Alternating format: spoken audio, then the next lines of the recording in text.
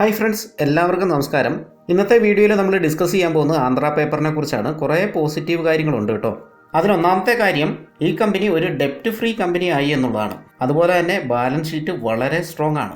അടുത്ത പ്രധാനപ്പെട്ട കാര്യം, ഇന്ത്യയിലെ ഏറ്റവും വലിയ ഫണ്ട് ഹൗസാണ് SBI മ്യൂച്വൽ ഫണ്ട് അല്ലേ.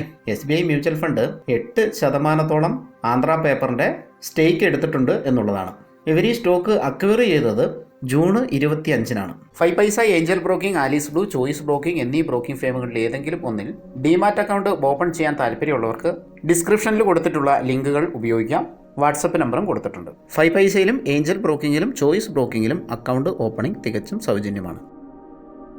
അടുത്ത ഇൻട്രസ്റ്റിംഗ് ആയിട്ടുള്ള കാര്യം, രാധാകൃഷ്ണൻ ദമാനി കേട്ടിട്ടുണ്ടാവും അല്ലേ. വലിയ ഇൻവെസ്റ്ററാണ്. അദ്ദേഹം ഏകദേശം 1% സ്റ്റോക്ക് വാങ്ങിയിട്ടുണ്ട്.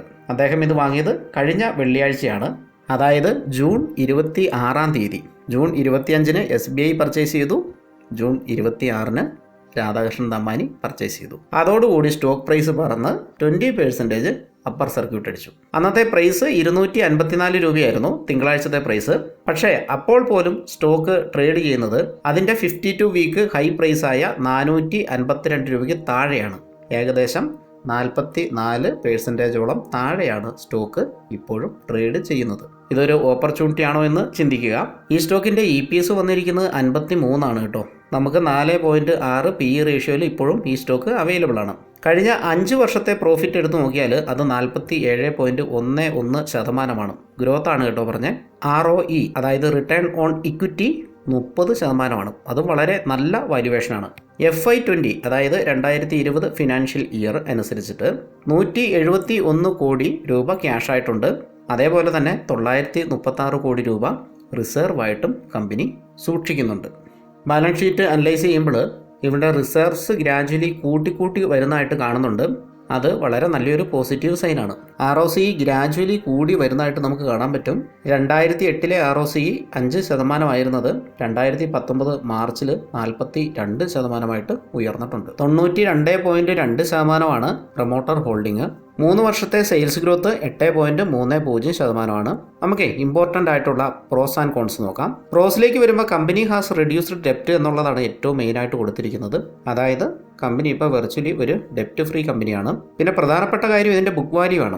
ഏകദേശം ബുക്ക് വാല്യൂവിനോട് അടുത്ത് തന്നെയാണ് സ്റ്റോക്ക് ട്രേഡ് ചെയ്യുന്നത്. അപ്പോൾ വീഡിയോ ചെയ്യുമ്പോഴും സ്റ്റോക്ക് അപ്പാണ്. കഴിഞ്ഞ ദിവസത്തെ പ്രൈസ് അനുസരിച്ചിട്ട് 1.04 ടൈംസ് മുകളിൽ മാത്രമാണ് ഇപ്പോഴും സ്റ്റോക്ക് ട്രേഡ് ചെയ്യുന്നത്.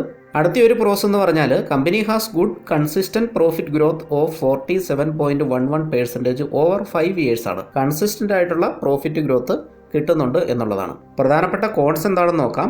കമ്പനി റിപ്പീറ്റഡ് ആയിട്ടുള്ള പ്രോഫിറ്റ് കാണിക്കുന്നുണ്ടെങ്കിലും ഡിവിഡൻഡ് കൊടുക്കുന്നില്ല. അത് അത്ര കോൺസായിട്ട് നമുക്ക് കണക്കൂട്ടാൻ പറ്റില്ല. എന്തായാലും നമ്മൾ ഇൻവെസ്റ്റ് ചെയ്ത് കഴിഞ്ഞാൽ ഡിവിഡൻഡ് കിട്ടാൻ പോകുന്നില്ല. ആ ക്യാഷ് കൂടെ കമ്പനിയുടെ എക്സ്പാൻഷനായിട്ട് മാറ്റി വെച്ചേക്കുമായിരിക്കാം. പിന്നെ കമ്പനിയുടെ ഗ്രോത്ത് ആണ്. അത് ലാസ്റ്റ് 5 വർഷത്തെ എടുത്ത് നോക്കുമ്പോഴത്തേനും 5.51% മാത്രമേ ഉള്ളൂ. അത് കുറവാണ്. എന്നാൽ പോലും കമ്പനി ഗ്രോത്തിൻ്റെ പാതയിലാണല്ലോ. ഇനി അടുത്തത്, അതാണ് വളരെ ഇമ്പോർട്ടൻറ്റ്.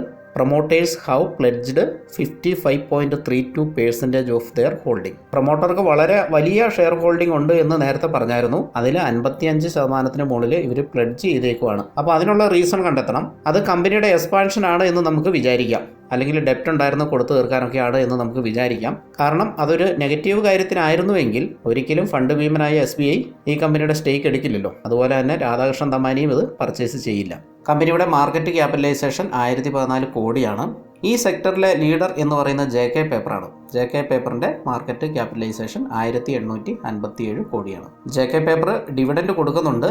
അപ്പോൾ ഫ്രണ്ട്സ്, ന്യൂസിൽ വളരെയധികം അറ്റൻഷൻ കിട്ടിയ ഒരു ഷെയറിനെ പരിചയപ്പെടുത്തുക എന്നുള്ളതായിരുന്നു എൻ്റെ ഉദ്ദേശം. മറ്റൊരു ഇൻഫോർമേഷനുമായിട്ട് മറ്റൊരു വീഡിയോയിൽ വരാം. Thank you for watching.